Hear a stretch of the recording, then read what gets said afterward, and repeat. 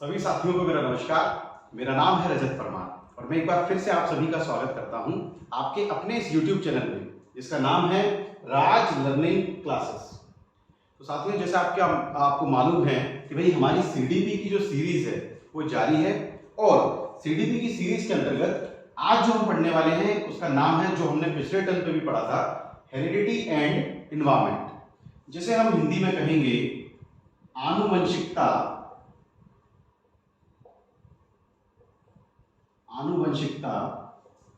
एवं पर्यावरण।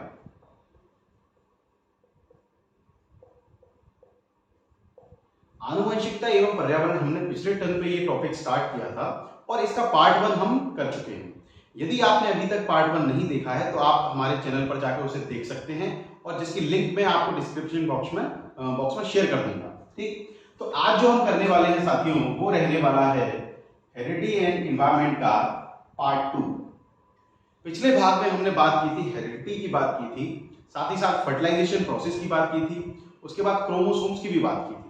अब हम उसी पार्ट को आगे बढ़ाने वाले हैं और आज हम सबसे पहले बात करने वाले हैं बच्चे के अंदर जो विशेषताएं पाई जाती हैं, चाइल्ड के अंदर जो कैरेक्टरिस्टिक्स या विशेषताएं पाई जाती हैं उनकी हम बात करने वाले हैं। ठीक, किसी भी चाइल्ड के अंदर माता की कुछ पिता की विशेषताएं उसके अंदर पाई जाती हैं जब भी उसका जन्म होता है। तो ये किस प्रकार से पाई जाती हैं साथियों? एक तरफ हम पिता को लेते हैं और दूसरी तरफ लेते हैं माता को। तो जो विशेषताएं होती हैं, कुल जो विशेषताएं होंगी उसमें से आधी विशेषताएं तो बच्चे के अंदर पिता की पाई जाती हैं और आधी विशेषताएं उसे माता से मिलती हैं।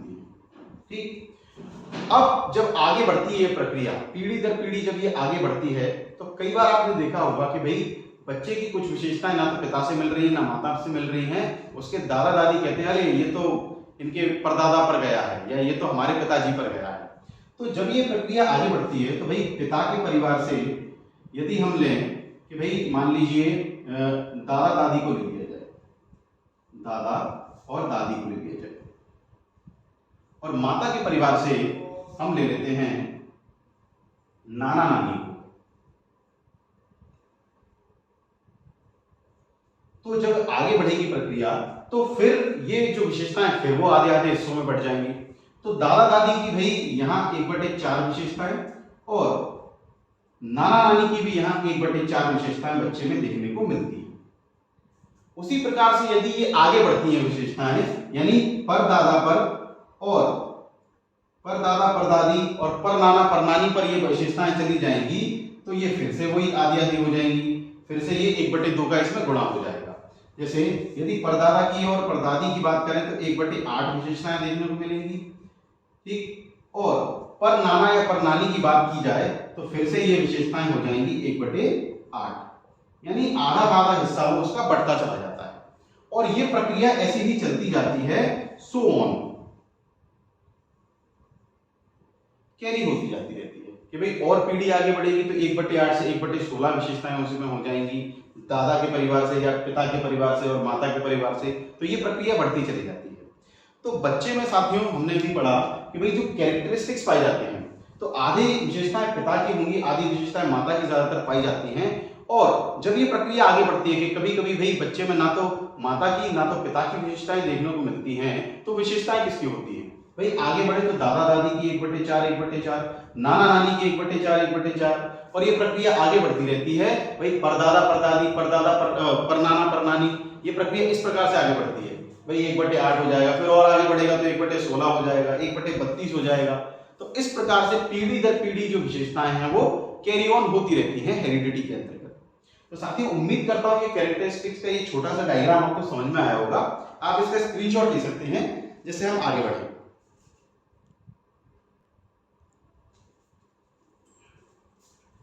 तो साथियों आगे बढ़ते हैं और अब हम बहुत ही महत्वपूर्ण बात करने वाले हैं हेरिडिटी और एनवायरनमेंट के बारे में कि भाई अब हम बात करने वाले हैं प्रिंसिपल्स ऑफ हेरिडिटी के बारे में, यानी आनुवंशिकता के कुछ सिद्धांत होते हैं उनके बारे में हम चर्चा करने वाले हैं। भाई आनुवंशिकता के सिद्धांत, जब भी कोई टॉपिक हम पढ़ते हैं तो कई बार उसके सिद्धांत भी होते हैं जो बहुत महत्वपूर्ण होते हैं। आनुवंशिकता के सिद्धांतों से कई बार क्वेश्चन पूछा जाता है। अगर हम बात करें इसके प्रिंसिपल्स की साथियों, तो इसके मुख्य 3 सिद्धांत होते हैं। इसके 3 मुख्य सिद्धांत होते हैं, या कहें कि 3 मुख्य प्रिंसिपल्स आपको देखने को मिलते हैं। यदि बात करें पहले प्रिंसिपल की, तो पहला प्रिंसिपल है साथियों प्रिंसिपल ऑफ सिमिलैरिटी।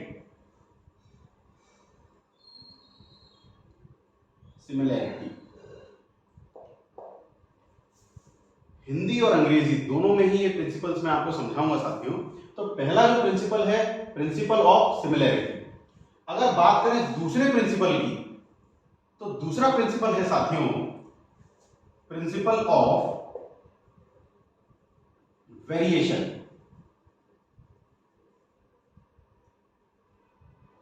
ठीक, और वहीं तीसरे प्रिंसिपल की अगर बात करें, तो तीसरा इसका प्रिंसिपल है प्रिंसिपल ऑफ रिग्रेशन। ठीक, तो पहला जो प्रिंसिपल है साथियों प्रिंसिपल ऑफ सिमिलैरिटी, इसे हम कहेंगे समानता का सिद्धांत। समानता का सिद्धांत।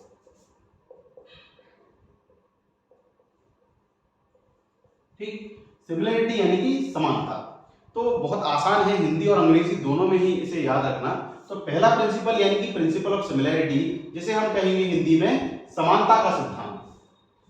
यदि बात करें दूसरे प्रिंसिपल की, तो दूसरा जो प्रिंसिपल है प्रिंसिपल ऑफ वेरिएशन, यानी उसमें कुछ ना कुछ वेरिएशन होगा, भिन्नता पाई जाएगी। तो इसे हम हिंदी में कह सकते हैं भिन्नता का सिद्धांत। भिन्नता का सिद्धांत।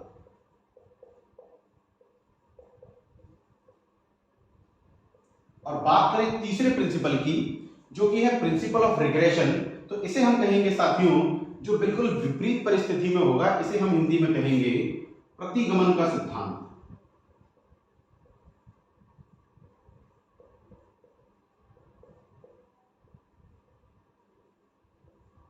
ठीक, तो सबसे पहले समझने वाले हैं हम प्रिंसिपल ऑफ सिमिलैरिटी, समानता का सिद्धांत।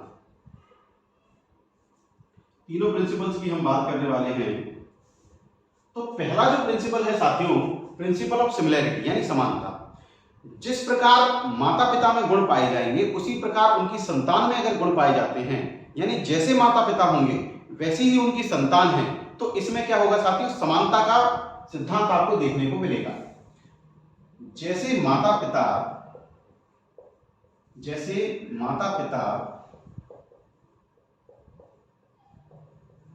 वैसी ही संतान, यानी जिस प्रकार से माता पिता की प्रॉपर्टीज या कैरेक्टरिस्टिक्स आपको देखने को मिलेंगी, उसी प्रकार से उनके बच्चों की भी देखने को मिलेगी। तो ये होगा आपका प्रिंसिपल ऑफ सिमिलैरिटी। ठीक, समानता का सिद्धांत। वही बात करें दूसरे प्रिंसिपल की, यानी कि प्रिंसिपल ऑफ वेरिएशन, इसमें कुछ ना कुछ भाई भिन्नता होगी, कुछ ना कुछ डिफरेंस इसमें पाया जाएगा। ठीक, यदि हम इसे प्रिंसिपल ऑफ डिफरेंस कहें तो ये गलत नहीं होगा, क्योंकि ये भिन्नता का सिद्धांत है। ठीक, प्रिंसिपल ऑफ वेरिएशन, इसमें क्या होगा साथियों, माता पिता से थोड़ी अलग संतान, ज्यादा डिफरेंस नहीं होगा, थोड़ी अलग संतान। ठीक, और वहीं बात करें प्रिंसिपल ऑफ रिग्रेशन की, यानी इसमें बिल्कुल ही विपरीत गुण पाए जाएंगे, प्रतिगमन का सिद्धांत, कि भाई बिल्कुल पूरी तरीके से उसका अपोज किया जा रहा है। तो इसमें क्या होगा भाई, माता पिता से विपरीत संतान,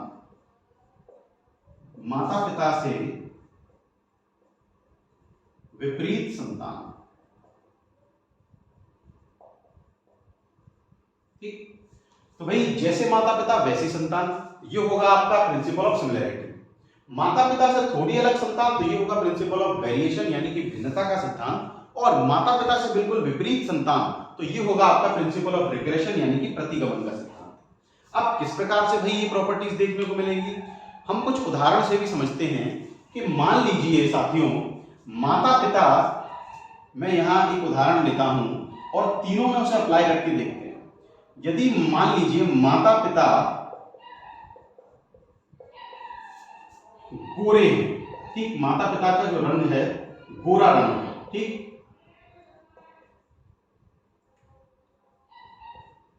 तो अगर समानता का सिद्धांत वहां काम कर रहा होगा हेरिडिटी का, तो माता पिता अगर गोरे हैं तो उनकी संतान भी कैसी होगी साथियों, वो भी गोरी संतान होगी, ठीक, इनका भी क्या है, गोरा रंग होगा,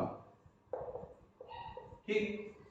अगर यहां भिन्नता का सिद्धांत काम कर रहा है, थोड़ी सी अलग चीजें काम कर रही हैं, तो इसमें जैसे माता पिता अगर गोरे रंग के हैं तो संतान का हो जाएगा भाई सांवला रंग। तो इसमें क्या काम किया भाई, प्रिंसिपल ऑफ वेरिएशन, थोड़ी सी भिन्नता आ गई। और माता पिता का रंग यदि गोरा है और बच्चे की जो रंग है बिल्कुल ही थोड़ा सा क्या कहें उसे कि भाई श्याम रंग का है, बिल्कुल ही काला रंग है, तो भाई काले रंग की जो संतान होगी गोरे माता पिता की, तो वो हो जाएगा भाई प्रतिगमन का सिद्धांत, यानी कि प्रिंसिपल ऑफ रिग्रेशन, ठीक। माता पिता का रंग गोरा है, बच्चों का भी रंग गोरा है, तो यहां समानता का सिद्धांत काम कर रहा है। माता पिता का रंग गोरा है और बच्चों का रंग है सांवला रंग, तो यहां भिन्नता का सिद्धांत काम कर रहा होगा। और यदि माता पिता का रंग गोरा है और बच्चे का काला रंग हो जाता है, तो यहां प्रतिगमन का सिद्धांत काम कर रहा होगा कि भाई बिल्कुल विपरीत आपको विशेषताएं देखने को मिलेंगी। एक और उदाहरण हम लेने की कोशिश करते हैं। यदि माता पिता का मान लीजिए आईक्यू हम ले लेते हैं, माता पिता का आईक्यू ले लेते हैं, माता पिता का आईक्यू, इंटेलिजेंट क्वेश्चन जिससे भाई बुद्धिमत्ता नापी जाती है। तो यदि माता पिता का आईक्यू एवरेज है, ठीक, माता पिता का आईक्यू है साथियों एवरेज, यदि उनके संतान का भी आईक्यू हो जाता है एवरेज, ठीक, औसत दर्जे का, तो यहां समानता का सिद्धांत काम कर रहा है, ठीक। यदि संतान का जो आईक्यू है वो एवरेज से कम हो जाता है, बिलो एवरेज हो जाता है, ऊपर या नीचे, तो यहां क्या होगा कि भाई थोड़ा भिन्नता आ गई उसमें कि एवरेज से कम है। और यदि संतान का जो आईक्यू लेवल है बिल्कुल ही लो लेवल हो जाता है, लो लेवल आईक्यू, या हम कहें कि भाई मान लीजिए मेंटली रिटार्डेड बच्चा है, कि मानसिक रूप से मंदबुद्धि बच्चा है, तो यहां क्या है, प्रतिगमन का सिद्धांत यहां काम करेगा या देखने को मिलेगा। तो साथियों हमने बात की है प्रिंसिपल्स ऑफ हेरिडिटी, यानी सिद्धांत जो है भाई आनुवंशिकता के, उनकी बात की है। तो मुख्य रूप से 3 सिद्धांत आपको देखने को मिलेंगे भाई, प्रिंसिपल ऑफ सिमिलैरिटी यानी कि समानता का सिद्धांत, ठीक। इसमें क्या होगा, जैसे माता पिता होंगे वैसी ही उनकी संतान होगी। उदाहरण के तौर पे मैंने आपको बताया कि भाई यदि माता पिता का रंग गोरा है तो संतान का रंग भी गोरा होगा। यदि माता पिता का जो आईक्यू लेवल है वो एवरेज है तो संतान का भी आईक्यू लेवल एवरेज होगा। दूसरे सिद्धांत की हमने बात की साथ में प्रिंसिपल ऑफ वेरिएशन यानी कि भिन्नता का सिद्धांत। इसमें थोड़ी आपको भिन्नता देखने को मिलेगी। भिन्नता के सिद्धांत में क्या होगा कि भाई माता पिता से थोड़ी अलग संतान, जैसे यदि माता पिता का रंग गोरा है तो बच्चे का रंग होगा सांवला। माता पिता का एवरेज जो है आईक्यू एवरेज लेवल का है तो फिर इनका जो आईक्यू होगा वो बिलो एवरेज होगा, यानी इसमें भिन्नता है, ठीक।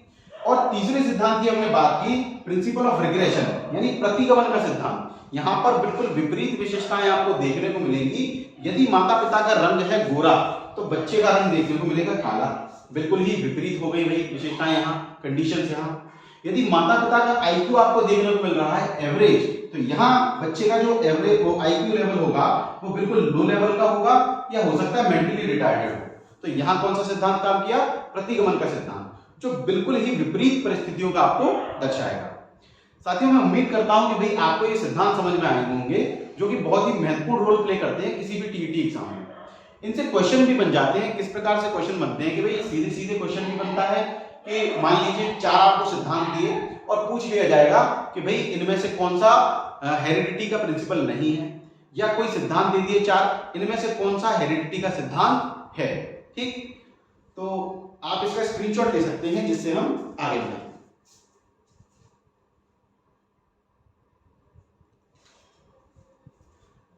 तो साथियों आगे बढ़ते हैं, अब कुछ और थोड़ी सी महत्वपूर्ण बातें करते हैं। भाई अभी हमने सिद्धांतों के बारे में बात की, हेरिडिटी के प्रिंसिपल जो थे, जो 3 प्रिंसिपल्स हैं। अब हम बात करने वाले एक और प्रिंसिपल है साथियों, ये एक जनरल आइडिया के तौर पर मैं आपको बता रहा हूं कि भाई principle of continuity, principle of continuity, ठीक, यानी कि निरंतरता का सिद्धांत। निरंतरता के सिद्धांत साथियों हमने बाल विकास के जो चैप्टर हमने शुरुआत में किया था, विकास के बारे में जब हमने पढ़ाई की थी, तो उसमें हमने निरंतरता का सिद्धांत पढ़ा था, ठीक। अब ये निरंतरता का सिद्धांत हेरिडिटी में किस प्रकार से कार्य करता है उसके बारे में हम बात करने वाले हैं।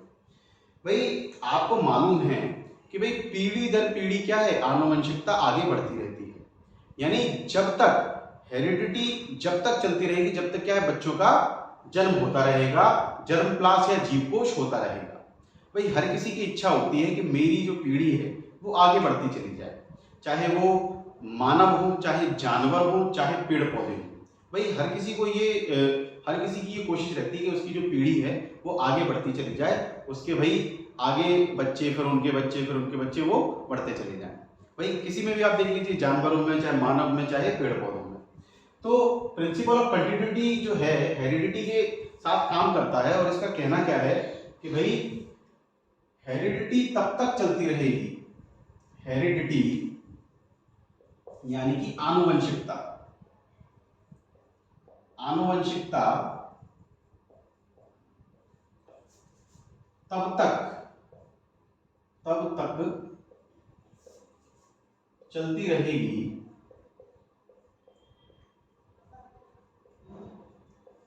जब तक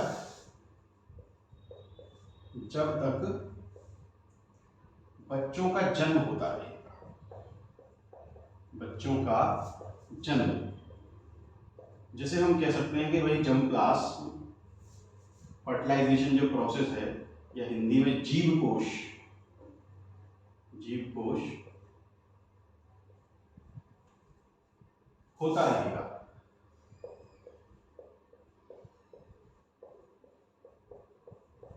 भाई सीधी सी बात है कि इसमें निरंतरता का सिद्धांत काम करता है। भाई हेरिडिटी क्या है, चलती रहेगी, कई समय से चलती आ रही है और आगे भी चलती रहेगी, जब तक क्या है, बच्चों का जन्म होता रहेगा, ठीक। तो ये तो थी साथियों हेरिडिटी की बात। हमने कई सारी बातें हेरिडिटी के बारे में पढ़ी। अब हम रुख करने वाले हैं इन्वायरमेंट की तरफ, यानी वातावरण या पर्यावरण की तरफ। इन्वायरमेंट की हम बात करने वाले हैं, पर्यावरण की बात करने वाले हैं। तो पर्यावरण साथियों है क्या? बेटू एक मिनट में पढ़ा रहा हूं, कोई बात नहीं, बच्चे हैं, शांत रहिएगा। मैं तो इन्वायरमेंट, पर्यावरण, भाई ये है क्या? पर्यावरण जो है साथियों, सबसे पहले तो हमारे परिवेश को शामिल करता है, सभी पहलुओं को शामिल करता है जो हमारे विकास पर क्या है, प्रभाव डालते हैं, ठीक। तो जो है भाई पर्यावरण, पर्यावरण हमारे परिवेश के सभी पहलुओं को शामिल करता है, परिवेश के सभी पहलुओं को शामिल करता है।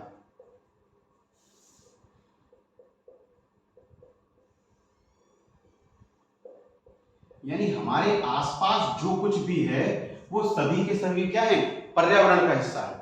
वो सब कुछ क्या है, पर्यावरण का हिस्सा है, हमारे आसपास का पूरा परिवेश, ठीक। अब जो पर्यावरण का जो परिवेश है साथियों, इसमें कई सारे फैक्टर्स और कई सारे जो कारक हैं वो काम करते हैं, और ये जो कारक है, पर्यावरणीय कारक, ये हमारे विकास पर प्रभाव डालते हैं।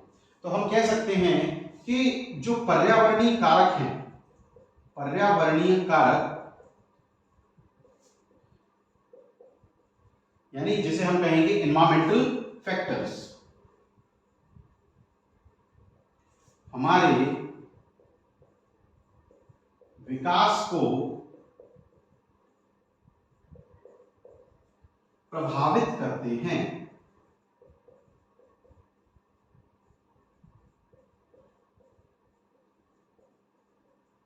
ठीक, थोड़ी सी चर्चा करेंगे इस पे कि भाई पर्यावरणीय कारक किस प्रकार से प्रभावित करते हैं और कौन कौन से पर्यावरणीय कारक हमें देखने को मिलते हैं, उनकी भी हम बात करने वाले हैं। तो साथियों, भाई जो इन्वायरमेंट होता है, वातावरण होता है, वो बहुत ही महत्वपूर्ण भूमिका अदा करता है किसी भी बच्चे के विकास में। यदि हम उसे एक ऐसा वातावरण, ऐसा पर्यावरण उपलब्ध कराते हैं जो उसके विकास में सहायक सिद्ध होगा, तो वो वातावरण उसके विकास को अच्छे तरीके से आगे बढ़ाएगा। यदि बच्चे को एक ऐसा वातावरण या पर्यावरण नहीं मिल पा रहा है जिसमें वो सीख सके, ठीक, आजादी को अनुभव कर सके, तो फिर उसका क्या है, विकास नहीं होगा, विकास की जगह उसका ह्रास होने लग जाएगा। तो साथियों, पर्यावरण क्या है, हमारे परिवेश के सभी पहलुओं को शामिल करता है और पर्यावरण में कई सारे कारक, फैक्टर्स हमें देखने को मिलते हैं। तो ये जो फैक्टर्स हैं हमारे विकास को प्रभावित करते हैं। यदि अच्छा पर्यावरण मिला तो आपका पॉजिटिव वे में ये प्रभावित करेंगे। यदि अच्छा पर्यावरण नहीं मिल रहा है तो बच्चे के विकास को ये निगेटिव वे में इफेक्ट करेंगे, नकारात्मक रूप से उसको प्रभावित करेंगे। तो साथियों, ये तो थी भाई निरंतरता के सिद्धांत की हमने बात की और एनवायरनमेंट की थोड़ी सी बात की। आप इसका स्क्रीनशॉट ले सकते हैं जिससे हम एनवायरमेंटल फैक्टर्स की तरफ बढ़ेंगे।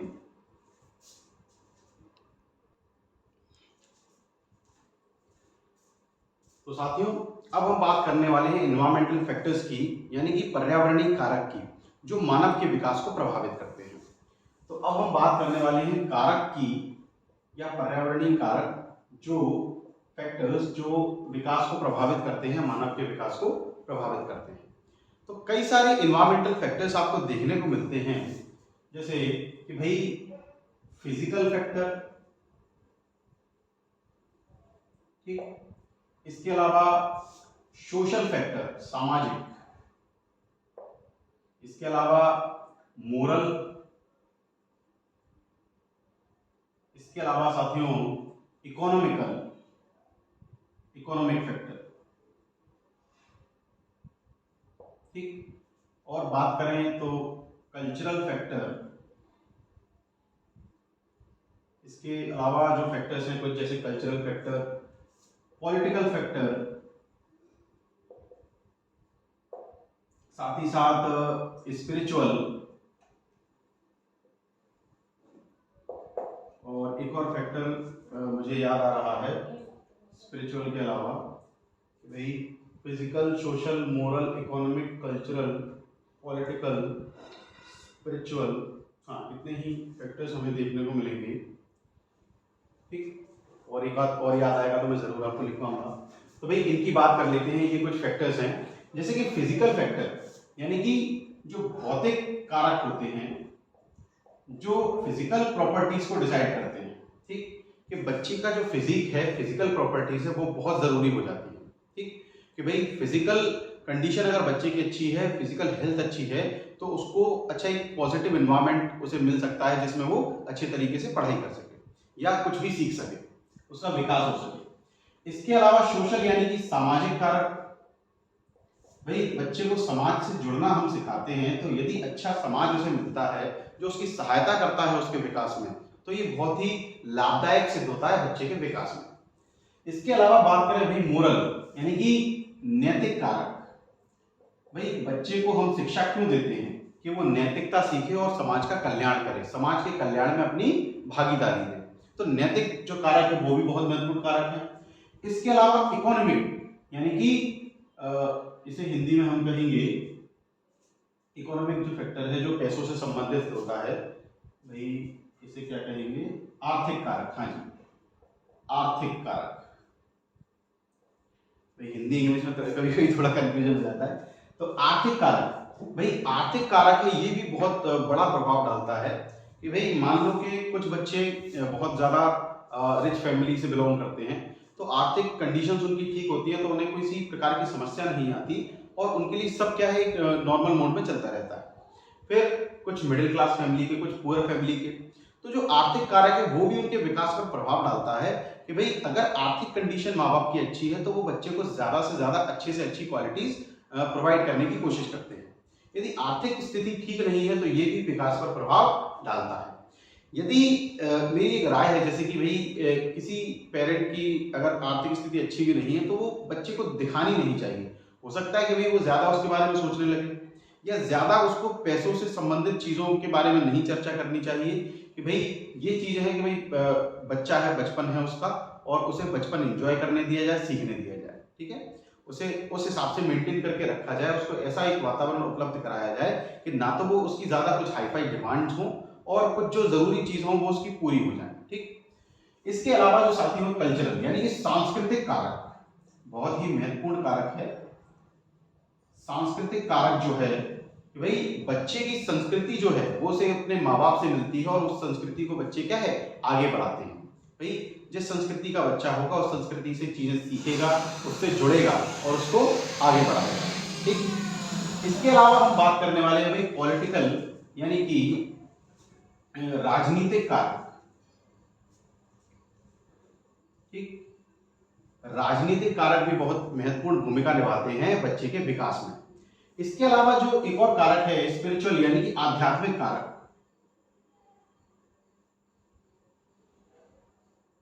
आध्यात्मिक कारक जो है कि भाई बच्चे को अध्यात्म से जुड़ना, ईश्वर से जुड़ना, बच्चे को पूजा पाठ का पाठ पढ़ाना, तो ये सब भी जरूरी कारक हैं जो उसके विकास में सहायता करते हैं। तो साथियों हमने बात की कुछ फैक्टर्स की, physical, social, moral, economic, cultural, political और स्पिरिचुअल फैक्टर जो विकास में सहायता करते हैं। अच्छा एक फैक्टर और है जो मैं भूल गया था, एक इमोशनल फैक्टर, ये मैंने पहले भी आपको बताए थे, यानी कि भावनात्मक कारक, भावनात्मक, ठीक। भावनात्मक कारक बहुत ज्यादा जरूरी कारक है भाई। बच्चे की भावनाओं को कंट्रोल करना, किस प्रकार से आप उसे कंट्रोल करेंगे, किस प्रकार से उसे मैनेज करेंगे, ये बहुत जरूरी चीजें बन जाती हैं कि भाई बच्चे के विकास के दौरान यदि वो भावनात्मक रूप से स्थिर नहीं है तो बड़ी समस्या का सामना बच्चे को करना पड़ता है, साथ ही साथ उसके माँ बाप को भी करना पड़ता है। तो भाई कई बार क्या होता है बच्चे ऐसी चीजें देख लेते हैं कि भाई जो उन्हें नहीं देखनी चाहिए, कि मान लीजिए माँ बाप अगर किसी बात पर झगड़ रहे हैं तो इसका भी क्या है बच्चे पर गलत प्रभाव पड़ता है। यदि माँ बाप को कोई भी मैटर रिजॉल्व करना है, कोई भी डिस्प्यूट्स हैं उनके बीच में, तो उन्हें क्या है अकेले में वो इन चीजों को सॉर्ट आउट करना चाहिए, ना कि बच्चों के सामने। हो सकता है कि भाई बच्चों पे इसको इतना ज्यादा नेगेटिव इफेक्ट पड़े कि वो अपने माँ बाप से क्या है दूर होता चला जाए और सीखने की गति जो है वो मंद पड़ जाए, क्योंकि वो उसी चीज के बारे में सोचेगा, ठीक। तो ये कुछ कारक हैं जो बच्चे के विकास को प्रभावित करते हैं। अब साथियों ये जो कारक हैं ये सभी के सभी मुख्य रूप से दो कारक जो आपके होते हैं एनवायरमेंट के, उन पर निर्भर करते हैं। ये दो पार्ट्स में डिवाइडेड है ये सभी कारक जो बच्चे के विकास के लिए काम करते हैं। ये जो दो पार्ट्स कौन से हैं साथियों, इनकी हम बात करते हैं। सबसे पहले तो भाई इंटरनल फैक्टर्स, ठीक, यानी कि आंतरिक कारक। ये सभी के सभी कारक जो हैं दो फैक्टर्स यानी कि दो पार्ट्स में डिवाइडेड है। सबसे पहले इंटरनल यानी कि आंतरिक कारक और दूसरे जो है साथियों एक्सटर्नल यानी कि बाह्य कारक, ठीक, बाहरी रूप से। तो जो इंटरनल आंतरिक कारक जो है साथियों ये क्या है गर्भावस्था के दौरान, ठीक, ये गर्भावस्था के दौरान के जो कारक हैं कि भाई बच्चे का जन्म नहीं हुआ है तो माता के गर्भ में जब बच्चा रहता है तो ये आंतरिक कारक है या इंटरनल जो पार्ट है वो आपको दर्शाएगा गर्भावस्था के दौरान, ठीक। और एक्सटर्नल फैक्टर्स यानी जब बच्चा समाज के संपर्क में आता है, जब बच्चे का जन्म होता है, जन्म के बाद का जो फैक्टर्स होंगे वो एक्सटर्नल फैक्टर्स के अंतर्गत आएंगे, ठीक। गर्भावस्था के दौरान भी भाई जो चीजें हैं वो बहुत ज्यादा महत्वपूर्ण हो जाती हैं बच्चे के विकास के लिए कि भाई किस प्रकार का पोषण आहार माता ग्रहण कर रही है, किस प्रकार के वातावरण में रह रही है, कैसी चीजें देख रही है, कैसी चीजें भाई जैसे आपने महाभारत के लिए सुना होगा कि अभिमन्यु जब माता के गर्भ में थे तो उन्होंने अपने पिता से क्या है चक्रव्यूह को भेदने की विधि सीख ली थी। तो भाई उस समय पे इस प्रकार का फर्क पड़ सकता है, तो आज के समय पे भी पड़ सकता है। यदि किसी बच्चे को अपने गर्भ में लिए हुए है तो उसको अपने आसपास के वातावरण का ध्यान रखना चाहिए बच्चे की अच्छी सेहत के लिए, कि भाई ना तो ज्यादा उल्टी सीधी चीजें खानी चाहिए। कई बार तो ये होता है कि भाई कुछ गलत पदार्थ खा लेने से या कुछ ऐसी चीजें खा लेने से माता पर तो प्रभाव पड़ता ही है, माता के स्वास्थ्य पर, साथ ही साथ बच्चे के स्वास्थ्य पर भी प्रभाव पड़ता है। और एक्सटर्नल यानी कि जो बाह्य कारक होते हैं जो जन्म के बाद बच्चे को दिखाई देते हैं, इन दोनों ही पार्ट्स को मिलकर के ये सभी कारक बच्चे के शामिल रहते हैं जो बच्चे के विकास को प्रभावित करते हैं, कुछ नकारात्मक रूप से, कुछ सकारात्मक रूप से। तो हमें इन सभी कारकों को भाई अच्छे तरीके से बच्चे के सामने प्रस्तुत करना चाहिए, जिससे कि उसका विकास क्या है, सकारात्मक रूप से आगे बढ़े। तो साथियों, हमने कुछ फैक्टर्स की बात की, जिनमें हमने बात की फिजिकल यानी कि भौतिक कारक, सोशल यानी कि सामाजिक कारक, मोरल यानी कि नैतिक कारक, इकोनॉमिक आर्थिक कारक, कल्चरल यानी कि सांस्कृतिक कारक, पॉलिटिकल राजनीतिक कारक, स्पिरिचुअल आध्यात्मिक, और इमोशनल यानी कि भावनात्मक कारक। ये सभी के सभी जो एनवायरमेंटल फैक्टर्स हैं ये दो पार्ट्स में डिवाइडेड हैं साथियों। पहला जो है इंटरनल यानी कि आंतरिक कारक, जो कि गर्भावस्था के दौरान शिशु के जन्म से पहले की अवस्था होती है, और दूसरे हैं एक्सटर्नल फैक्टर्स जो बच्चे के जन्म के बाद उस पर प्रभाव डालते हैं। तो साथियों, उम्मीद करता हूं ये फैक्टर्स जो है एनवायरमेंट के वो आपको समझ में आए होंगे। आप इसका स्क्रीनशॉट ले सकते हैं जिससे हम आगे बढ़े।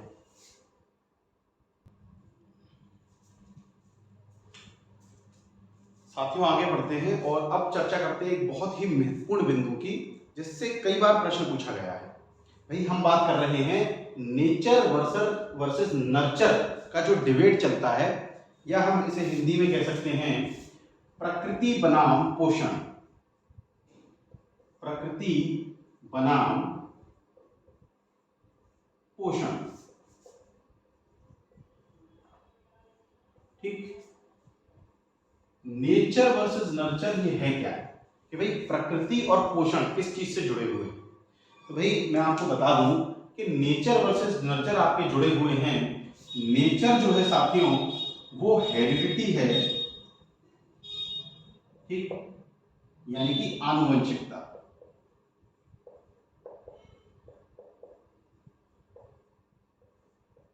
और नर्चर जो है साथियों वो इन्वायरमेंटल फैक्टर्स को दर्शाएगा,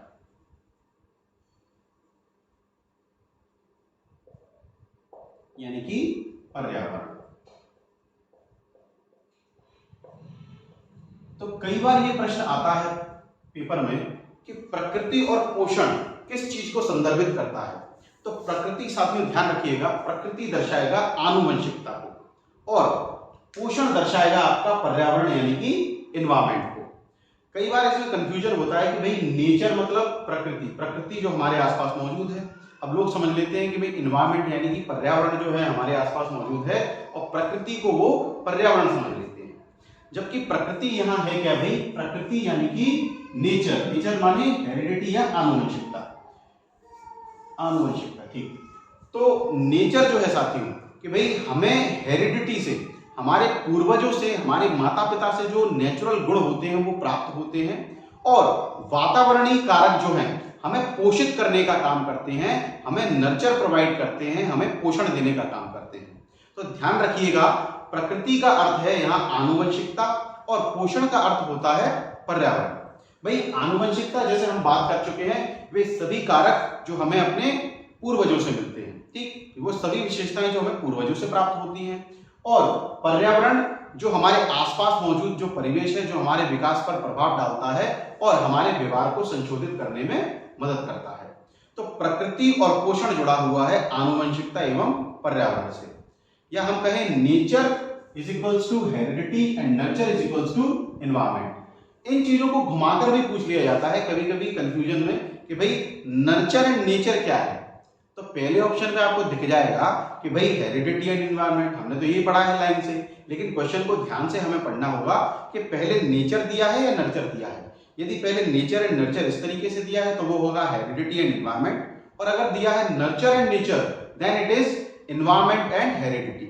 ध्यान रखिएगा, नेचर यानी कि प्रकृति, जो प्राकृतिक विशेषताएं हमें पूर्वजों से मिलती हैं, हमारी फैमिली से मिलती हैं, और नर्चर यानी कि पोषण, पोषण देने का कार्य करता है हमारा पर्यावरण, आसपास का हमारा परिवेश, ठीक। तो ये है भाई साथियों नेचर वर्सेस नर्चर का डिबेट।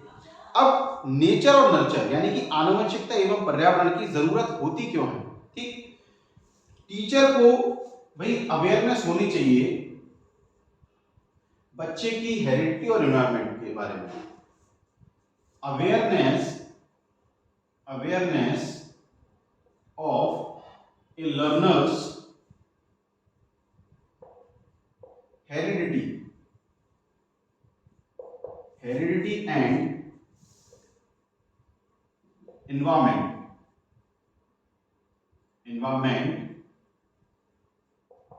is necessary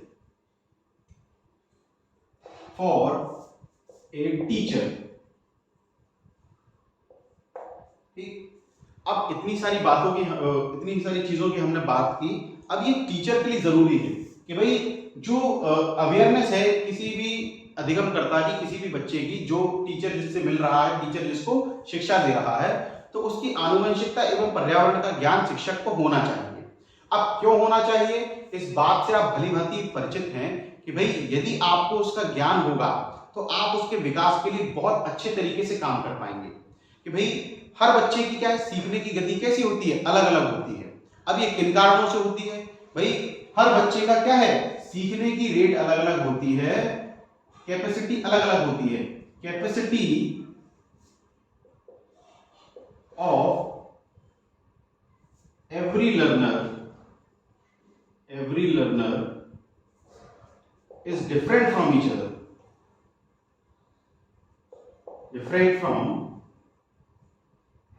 other, ठीक। अब एक दूसरे से भिन्न होती है उनकी सीखने की क्षमता, सीखने की गति। ये जो भिन्नता पाई जाती है बच्चों में, तो ये किस कारण होती है भाई, इसका रीजन क्या है, इसका रीजन क्या है साथियों, तो ध्यान रखिएगा। इसका जो रीजन है, एकमात्र रीजन है नेचर वर्सेस नर्चर या हेरिडिटी एंड एनवायरनमेंट। कि भाई आनुवंशिकता और पर्यावरण के कारण ही बच्चों में क्या है, भिन्नता पाई जाती है, उनके सीखने की गति अलग होती है, सीखने की क्षमताएं अलग होती हैं, और कई सारी चीजों में उनमें भिन्नता पाई जाती है। कोई भी एक जैसा नहीं होता, हर कोई अलग होता है और हर बच्चा स्पेशल होता है। तो यदि टीचर को उसकी आनुवंशिकता और पर्यावरण के बारे में ज्ञान है तो भाई टीचर अच्छे से उसके विकास पर ध्यान दे पाएगा। कई बार क्या होता है कि कुछ बच्चे सीखने में धीमे होते हैं और ये टीचर का काम है कि भाई ये धीमे क्यों हैं। टीचर उनके घर पर जाकर पता लगाएगा भाई क्या आनुवंशिक कारण थे जिनकी वजह से ये पिछड़े हुए हैं, या पर्यावरण किस तरीके का उन्हें प्रोवाइड किया जा रहा है। तो टीचर क्या है, माँ बाप से मिलकर उनके बारे में चर्चा करके, भाई आनुवंशिकता और पर्यावरण के बारे में चर्चा करके बच्चे के विकास को सही दिशा में ले जाने का कार्य कर सकता है। ध्यान रखिएगा, बच्चे के विकास की, बच्चे की पढ़ाई की जिम्मेदारी केवल टीचर की नहीं होगी, टीचर के साथ साथ उसके अभिभावक, उसके माँ बाप की भी होगी। यदि दोनों मिलजुल कर काम करेंगे तो बच्चे को विकास की ऊंचाइयों तक पहुंचाया जा सकता है। तो साथियों हमने बात की कि भाई नेचर वर्सेस नर्चर की, प्रकृति बनाम पोषण की। प्रकृति साथियों ध्यान रखिएगा, हेरिडिटी यानी आनुवंशिकता को कहा जाएगा और एनवायरनमेंट को कहा जाएगा आपका पोषण। प्राकृतिक गुण आपको आपकी विशेषताएं जो है पूर्वजों से, फैमिली से मिलेंगी, और पोषण देने का काम करेगा आपका पर्यावरण। एक टीचर को बहुत जरूरी है किसी भी बच्चे के आनुवंशिक और पर्यावरणीय कारकों को जानना कि भाई उसका विकास अच्छे से हो सके। यदि टीचर उसके बारे में जानता है तो विकास अच्छे तरीके से होगा बच्चे का, और बच्चे को कोई बाधा उत्पन्न नहीं होगी विकास में। तो साथियों उम्मीद करता हूँ ये चीजें आपको समझ में आई होंगी। ये कुछ बेसिक सी चीजें थी, आप इसका भी स्क्रीनशॉट ले सकते हैं जिससे हम आगे बढ़ें।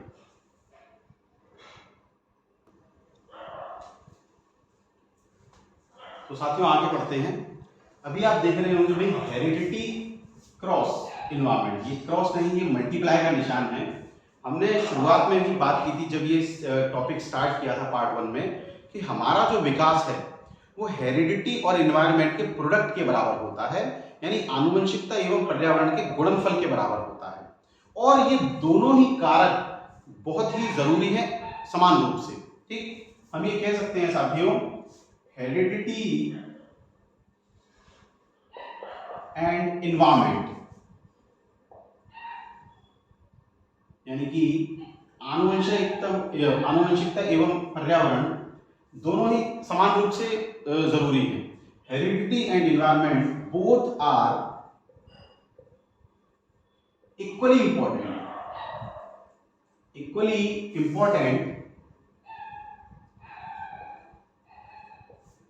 and we are the product of heredity and environment. Heredity and environment.